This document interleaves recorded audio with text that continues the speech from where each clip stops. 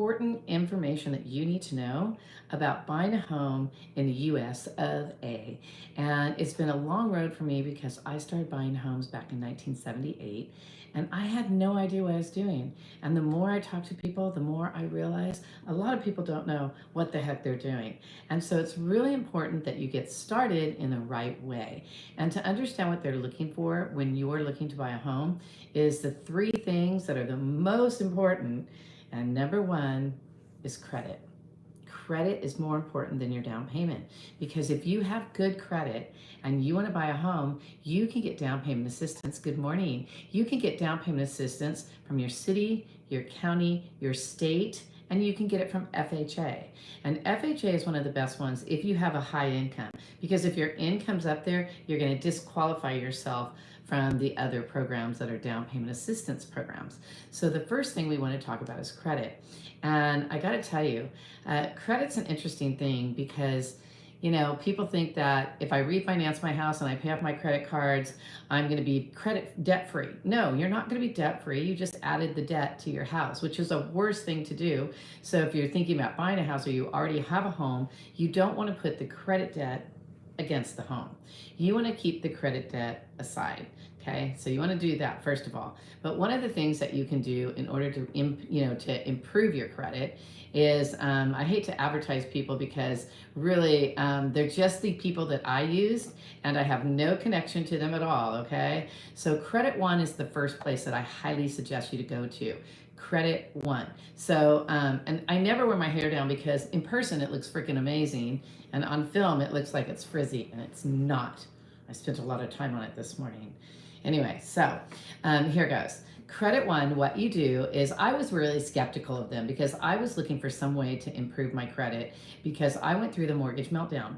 I was real estate rich and cash poor. I don't know if you've ever heard of that. So you have property, but you have no cash in your hand. And if the renters are paying you late and you can't make your payments, then your credit's going to go to hell. And I didn't know what to do. In fact, I had somebody living in my property and they wouldn't pay rent and they wouldn't move out. So no rent money from them. They're stuck in my house. And I don't know why people in California, why tenants think that that's okay, because I have a house payment too. So landlords are not rich and their houses are not paid off.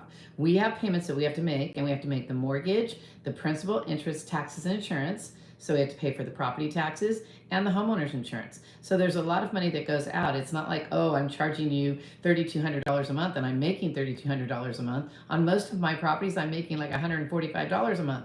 So, and then the whole goal is so that when they're paid off and I'm in my retirement age, then they'll be paid off and I'll be able to collect the rent and be able to retire and not worry about having Social Security. So it's all about starting with baby steps and moving up.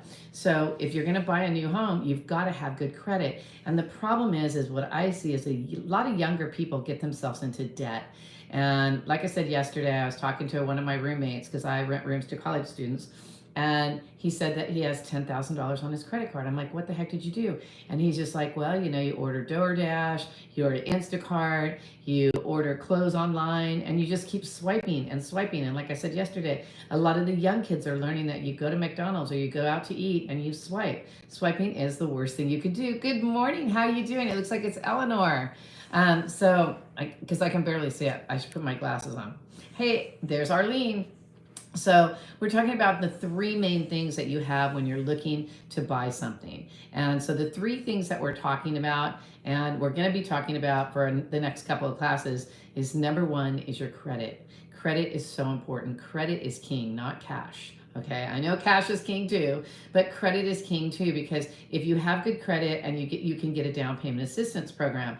But if you have cash but you have bad credit, they're still not going to let you get the down payment assistance program. So the score that your goal score is, they say it's 720, but it's really 740. Okay, not 720. Your goal is 740. Okay, you might want to make your goal a little higher so you end up between 720 and 740. But at 740, what happens with your loan? They're looking at your credit score, and when they're giving you the interest rate that they're going to give you, they look at that and they say, okay, if you have a 720 credit score, we can give you 6.5, 6.5% interest rate. But if your credit score is at 640, we can give you, for the same price, 6.25. So it's about a quarter difference on your interest rate depending on what your credit score is. So that's why it's so important. And when you talk to a loan officer and you ask for an interest rate, they really can't give you an interest rate. So if you talk to a loan officer and they don't have your credit report, they don't have your income, they don't know what kind of property you're buying, they really can't quote you an interest rate. We have to have all the information to quote you an interest rate. And the interesting part is when you're shopping for a loan, most people do not know how to shop for a loan. So I'm going to make notes to myself and make sure that I do shopping for a loan, because I'm going to show you the loan estimate and how to understand how to read it. Because you may think that you're going over here and you're getting a better deal, but you're probably not getting a better deal because you don't know how much you're paying for that deal. And the whole reason the government wanted people to have loan estimates is so that they could read them and understand which place is giving them the best deal. Unfortunately, nobody teaches the public how to read a loan estimate. In fact, there's a lot of people in the business that have no clue how to read a loan estimate. So we'll go through that probably, if not tomorrow, maybe Friday, because tomorrow's Thanksgiving. I don't know how many of you are going to join me. But on the credit, you want at least a 720. Your goal is 740. Now, it's okay if you don't have those rates because, that credit score, but let me explain how the credit score works. So when you are married or you're borrowing with somebody else, I want some more thumbs up. I know there's more of you than 2 of you there, and make sure that you're subscribing. So basically what happens, are you ready? Is if you have 2 people, you have a husband and a wife, and I had this husband and wife, and it was so sad because she had an amazing credit score. She had up in the 8s. She had like 820. And so she had, I don't think it goes any higher than 850. So she had an 820 credit score, and she was saving money to buy a home, and she needed her husband's income to qualify. Well, if you need your husband's income to qualify because you can't qualify on your own, you have to have him on the loan too. Well, we ran his credit score, ouch, and it was 640. Okay, that's kind of a big problem because we want to get it up to 680.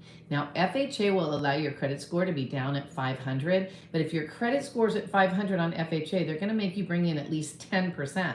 So it's all about your credit score. Now, what they do is it's not just one credit score.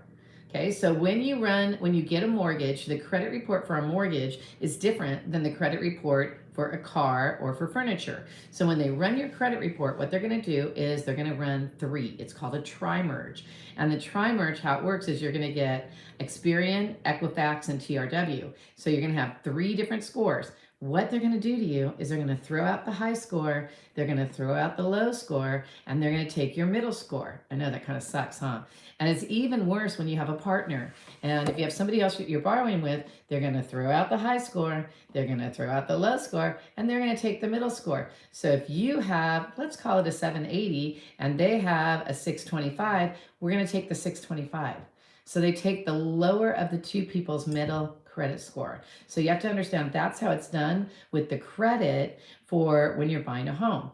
And when you run your credit on, Experian, or it's really, really good to have that Experian account. So I have that, and whenever I see what my credit score is doing, it's going up or down, then you can watch it. If you're trying to buy a house or a car or anything, like right now, my goal is to get, I hate to say this, the American Airlines credit card before January 1st. Because if you do that, you get like 70,000 miles. That's like a round trip somewhere. So what I'm doing is I'm paying down my credit cards. Now, what you're looking for is you're looking to only owe 20%.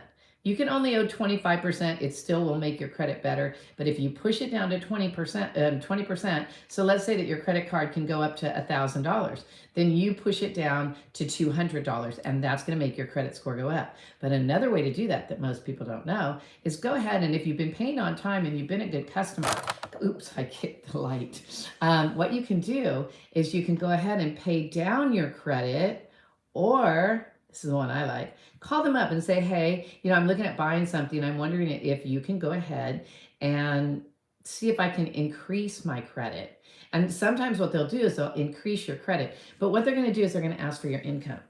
Now, have you guys always been telling everybody exactly what you make? Well, here's the catch-22. If you tell them how much you make and you're going through a divorce or you're going through some type of legal situation, they can always pull up how much you put on your application. However, most of the time they don't. And if you're trying to build your credit and you're just doing it for a short term, you can increase your amount of income. And I hate to say this, but they're not going to verify it. And so if you increase your income and just call them and say, hey, my income's gone up and I really want to increase the availability of credit on my credit card, can you go ahead and see if I can increase it? So you increase the amount that's available instead of paying it down. And that way you don't have to put all your money into your credit, okay? The other thing that you can do, and I don't know how many parents are helping their kids now, but the other thing you can do is you can be added to one of your parents' credit cards. So you can add talk to your parents, see if you can be an authorized user. And if they let you add it, that's going to increase your credit score. And then you can go and increase your available credit. And then that's going to give you a higher credit score. And it does it pretty darn quick. So what you want to do is if you're thinking you want to buy something and yet that's your goal to have the American dream, don't think big. Don't think about the biggest house in the whole world. Think about just something, even a studio apartment or a studio type condo that you could buy. Get something like that, but get your credit going. Start building your credit. And once you start building your credit, you're not going to believe the doors that open for you. So credit is number one. I'm going to tell you what all three of them are. I only have like 45 seconds because I'm only supposed to be on for 12 to 15 minutes because I go back on and then I do Texas. Remember, if there's another state that you're interested, if you're in another state and you want me to look at their principles course, all you have to do is put in the chat. You guys, I'm just a chat away. Really. Is that a song? Just a chat away. Anyway, sorry, I can't sing. Well, not when I'm on YouTube. So anyway, let's say what it is. The three things that are most important when you're buying a home is your credit, how much money you make versus how much money you spend, and how much money you're putting down or if you're using a down payment assistance program.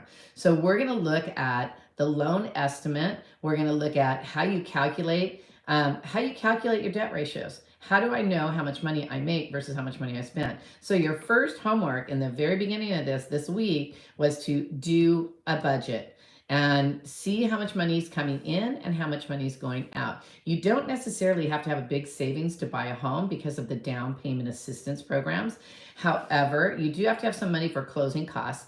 However, if you have a good loan officer, like someone like me, yes, I am. I'm a loan officer and I'm a licensed real estate broker. So we are a one-stop shop. We babysit you from the beginning. We teach you how to buy a house all the way to giving you your keys at the front door. So that's why we're here to help you. And if you're becoming a real estate agent, you know what? We don't compete with our real estate agents. If our real estate agents they need somebody to talk to about a loan or their clients don't know who to talk to, we're here to answer questions. And we do teach classes on how to get your real estate license and your broker's license and your mortgage license. So our classes are normally on the weekend. All you have to do is go to our website. That's, passwithsharon.com. Now, Sharon only has one R, okay? And then you know that we're here on our YouTube channel. And the other thing is, I'm trying to think of what else I can offer you guys. We're always having classes that we can help you. And there's a class that we have if you got your license. And I don't care what business you're in. It's called Steps to Success. And that class just kicks mighty butt. So if you have any questions, you need any help when it comes to buying real estate, selling real estate, becoming a realtor or a loan officer, we're here to help you. I know there's 7 of you on there. I need some more thumbs up. What do I got to do? I got to beg for this stuff. And if you noticed on my post, I'm running for Fab 40. That's people that are over 40 that are trying to do charity work. And every time, and that's one thing I just want to mention. I know I'm going too long, but you know what?